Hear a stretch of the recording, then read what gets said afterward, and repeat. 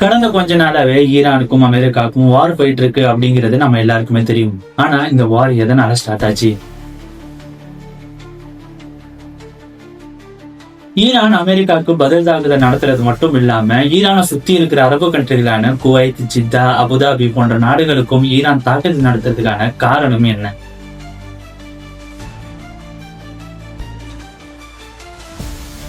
இங்க ஒரு பக்கம் ஈரானுக்கும் அமெரிக்காவுக்கும் வார் போயிட்டு இருக்கிற நேரத்துல திடீர்னு எந்த ஒரு அனௌன்ஸ்மெண்ட்டும் இல்லாம அமெரிக்காவுக்கு சப்போர்ட்டா இஸ்ரேல் இந்த களத்துல இறங்குறதுக்கான ரீசன் என்ன?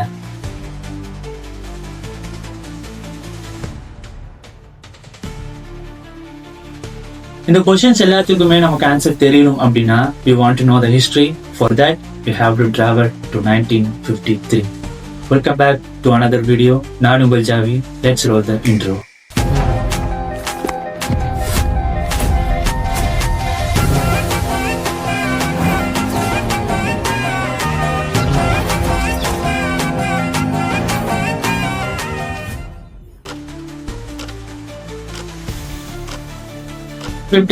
ஈரானும் அமெரிக்காவும் நேரடியான எதிரிகள் கிடையாது. பட் 1953 ஈரானுடைய பிரதமராக இருந்த முகமது முஸ்தாக் அப்படிங்கிற இவர் அந்த நாட்டுல இருக்கிற எண்ணெய் வளங்களை தான் தேசியமயமாக்க போறேன் அப்படிங்கிற ஒரு லாவை உருவாக்குனது மட்டும் இல்லாம அதை சக்சஸ்ஃபுல்லா பாஸ் பண்ணணும்னு செஞ்சாங்க.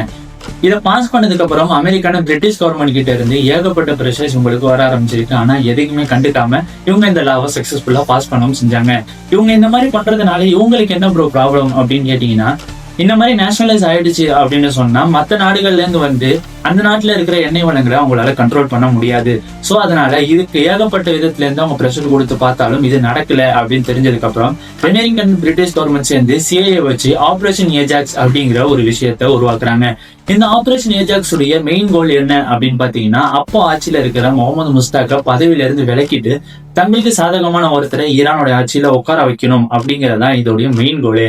இதை அவங்க சக்சஸ்ஃபுல்லா செஞ்சு முடிச்சது மட்டும் இல்லாம ஷா முகமது ரஜா பல்வி அப்படிங்கிற ஒருத்தரை அந்த ஆட்சியில உட்கார வைக்கணும்னு செஞ்சாங்க. ஆனா இந்த ஒரு சம்பவம் தான் பின்னால நடந்த மிகப்பெரிய புரட்சிகளுக்கெல்லாம் மெயினான காரணமே. ஷாவுடைய ஆட்சி அமைஞ்சதுக்கு அப்புறமும் கூட ஏகப்பட்ட இடங்கள்ல மக்கள் சின்ன சின்னதா இவரோட ஆட்சியை பிடிக்கல அப்படின்னு சொல்லி போராட்டங்கள் நடத்திட்டு தான் வந்துட்டு இருந்திருக்காங்க. பட் இதுக்கப்புறம் சரியா 1979 ஸ்டார்டிங்ல ஜனவரி 16 அன்னைக்கு ஷா தன்னுடைய பதவியை ராஜினாமா செஞ்சுட்டு ஃபேமிலியோட வெளிநாடுக்கு தப்பிச்சு போயிடுறாரு. இதுக்கப்புறம் தான் அயோத்திலா கோய்மணி அப்படிங்கிற இவர் அந்த ஆட்சி பொறுப்புல உட்கார வைக்கப்படுறாரு. இவர் இந்த மக்கள் கிட்ட எந்த அளவுக்கு சப்போர்ட் இருந்துச்சு அப்படின்னு சொன்னா, பதவி ஏத்துக்கிறதுக்காக தெஹ்ரான் நகருக்கு இவர் வரும்பொழுது அவரை சுத்தி பல லட்சம் ஈரானியர்கள் சூழ்ந்து நின்று அவரை வரவேற்று அந்த ஆட்சி பொறுப்புல உட்கார வைக்கிறாங்க. இவர் ஆட்சி ஏத்துக்கிட்ட இந்த நாள்ல தான் இன்னொரு சம்பவம் நடந்துச்சு. அதுதான் இங்க முக்கியமான விஷயமே. தெஹ்ரான்ல இருக்கிற அமெரிக்கன் எம்பசி மூடப்படுறது மட்டும் இல்லாம அங்க இருக்கிற 52 அமெரிக்கர்கள் அரெஸ்ட் பண்ணப்பட்டு பிணை கைதிகளா வைக்கப்படுறாங்க. எவ்வளவு நாள் அப்படின்னு பாத்தீங்கன்னா கிட்டத்தட்ட 444 நாட்கள். இந்த ஒரு இன்சிடென்ட்க்கு அப்புறம் தான் அமெரிக்காவுக்கும் ஈரானுக்கும் நடந்த கொஞ்ச நஞ்சு பேச்சுவார்த்தையும் மொத்தமா முடிஞ்சது. 1980 சரியா ஈரானுக்கும் ஈராக்கும் பயங்கரமான போர் நடந்துட்டு இருக்கு. இந்த டைம்ல பாத்தீங்கன்னா அமெரிக்கன் கவர்மெண்ட் டைரக்டா இந்த போர்ல இன்வால்வ் ஆகல அப்படின்னாலுமே அந்த இடங்கள்ல சுத்தி இருக்கிற தன்னுடைய ஆயில் டேங்கர்ஸ பாதுகாக்கணும் அப்படிங்கிறதுக்காகவே எப்போதுமே தன்னுடைய ஆர்மி பஸ் ரெடியாவே வச்சிருந்தாங்க. இருந்தாலும் இந்த போர்ல ஒரு சில அமெரிக்கன் ஆயில் டேங்கர்ஸ் பாதிக்கப்பட்டதுனால இந்த காரணத்தை வச்சு சரியா 1987 அன்னைக்கு ஆபரேஷன் இம்பிள் ஆர்ச்சர் அப்படிங்கிற பேர்ல ஈரான்ல இருக்கிற ஆயில் பிளாட்ஃபார்ம்ஸ்ல எல்லாத்தையுமே அட்டாக் பண்ண ஆரம்பிக்கிறாங்க. இதுல இருந்து சரியா அடுத்த வருஷம் 1988 ஆபரேஷன் பிரேயிங் மேண்டிஸ் அப்படிங்கிற பேர்ல மறுபடியும் தாக்குதல் நடத்துறாங்க. இந்த ஒரு அட்டாக்ல அங்க இருக்கிற ஆயில் பிளாட்ஃபார்ம்ஸ் மட்டும் பாதிக்கப்படாம அங்க இருக்கிற ஆர்மி பேஸ பயங்கரமா அடி வாங்குது. இவ்வளவு பெரிய விஷயங்கள் நடந்தாலும் அமெரிக்கன் கவர்மெண்ட் இது ஒரு வாரா கன்சிடர் பண்ணாம இது ஜஸ்ட் அ வார்னிங் அப்படின்னு சொல்லி தான் டிக்ளேர் பண்ணியிருந்தாங்க. 2002 அமெரிக்காவோட அதிபராக இருந்த George Bush the axis of evil அப்படிங்கிற ஒரு விஷயத்த உருவாக்குறாரு. இதை உருவாக்குறது மட்டும் இல்லாம அந்த பட்டியலுக்கு கீழே ஈரானுடைய பேரையும் சேர்க்கிறாரு. இந்த மாதிரி செய்யறதுனால ஈரானுக்கு என்ன ஒரு பாதிப்பு அப்படிங்கறத பாக்கிறதுக்கு முன்னாடி தி ஆக்சஸ் ஆஃப் ஈவில் அப்படின்னா என்னங்கிறத சொல்றேன்.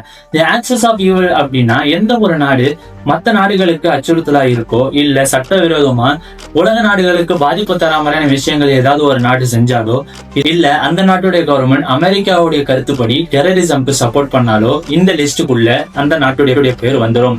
இப்படி வந்துடுறதுனால அந்த நாடுகளுக்கு பல நாடுகள்ல இருந்து பொருளாதார தடை விதிக்கப்படும். அதனால அந்த நாட்டுல இருக்கிற இன்ஃபுளுசன்ஸ் அதிகமாகிறது மட்டும் இல்லாம அந்த நாட்டுல இருக்கிற மக்கள் பயங்கரமா பாதிக்கப்படுவாங்க.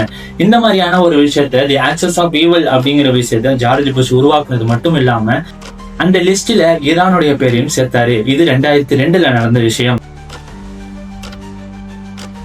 2015 ஈரான் நியூக்ளியர் டீல் அப்படிங்கிற ஒரு விஷயம் பாஸ் பண்ணப்படுது. இதுக்கான ரீசன் என்ன அப்படின்னா, ஈரான் கவர்மெண்ட் நியூக்ளியர் பாம்பை உருவாக்க கூடாது அப்படிங்கறதா இதோடைய மெயின் கோல். இந்த அக்ரிமெண்ட் பாத்தீங்கன்னா ஈரானுக்கு ஆப்போசிட்டா UK, US, France, Germany, Russia, China போன்ற 6 நாடுகள் இதுல சைன் பண்ணிருக்காங்க.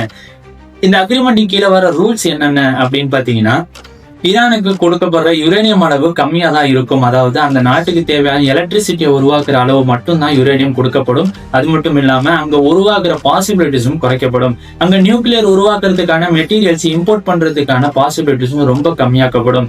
இது மட்டும் இல்லாம எப்பொழுதுமே ஈரான் ஒரு அண்டர் சர்வேலன்ஸ்லேயே தான் இருக்கணும் அப்படின்னு அக்ரிமெண்ட் பாஸ் பண்ணப்படுது. இதுல ஈரான் சைன் பண்ணவும் செய்றாங்க. ஆனா சரியா 2018 ட்ரம்ப்புடைய ஆட்சி வந்ததுக்கு அப்புறம் US கவர்மெண்ட் இந்த அக்ரிமெண்ட்ல இருந்து லெஃப்ட் ஆயிடுறாங்க. இதுக்கப்புறம் பாத்தீங்கன்னா ஈரான் கவர்மெண்ட்டும் கொஞ்சம் கொஞ்சமா அவங்களோட லிமிட்டையும் பிரேக் பண்ண ஆரம்பிக்கிறாங்க. இந்த இடத்துல இருந்தா பதட்ட நிலை ரொம்பவே அதிகமாக ஆரம்பிக்குது.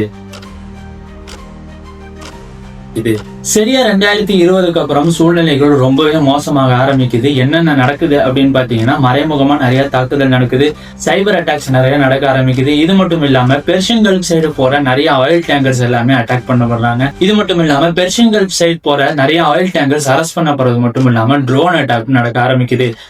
இந்த மாதிரியான சின்ன சின்ன அட்டாக்ஸ் நிறைய நடந்துட்டு இருக்கிற இந்த டைம்ல ஈரானுக்கு சப்போர்ட்டா சிரியா, லெபனான் மாதிரியான நாடுகளும், அமெரிக்காவுக்கு சப்போர்ட்டா இஸ்ரேல், சவுதி, துபாய் மாதிரியான நாடுகளும் பிரிஞ்சு நிக்க ஆரம்பிக்கிறாங்க. சரி, ஒரு வழியா பேசி நம்ம இதை நிப்பாட்டி வச்சிருவோம் அப்படின்னு சொல்லி ஈரானையும் அமெரிக்காவும் உட்கார வச்சு பல நாடுகள் பேச்சுவார்த்தை நடத்தினாலும் இது எல்லாமே தோல்வியிலையும் முடிஞ்சிருக்கு. அதனால இப்போ நடக்கிற வார் இப்போ திடீர்னு உருவான வார் இல்ல. 2020க்கு அப்புறம் என்னைக்காவது ஒரு நாள் போர் ஆரம்பிச்சிடும் அப்படிங்கிற ஒரு சூழ்நிலை தான் நிலவிட்டு இருந்திருக்கு. So ladies and gentlemen, இந்த ஒரு ஹிஸ்டரியை வச்சு பார்க்கும் பொழுது ஈரான் அண்ட் அமெரிக்காவோட வார் சீக்கிரம் முடிஞ்சிடும் அப்படின்னு நினைக்கிறீங்களா, இல்ல இன்னும் இது அதிகமாகும் அப்படின்னு நினைக்கிறீங்களா? உங்களுடைய தாட் என்ன அப்படிங்கறத கீழே கமெண்ட் பாக்ஸ் சொல்லிட்டு போங்க. உங்களுடைய பெஸ்டான கமெண்ட்ஸை நான் நெக்ஸ்ட் வீடியோலையும் நம்மளுடைய கம்யூனிட்டி போஸ்ட்லையும் நான் போஸ்ட் பண்றேன். மறுபடியும் ஒரு இன்ட்ரெஸ்டிங்கான டாபிக்ல சந்திப்போம். அது வரைக்கும் திஸ் இஸ் ஜாவி சைனிங் ஆஃப்.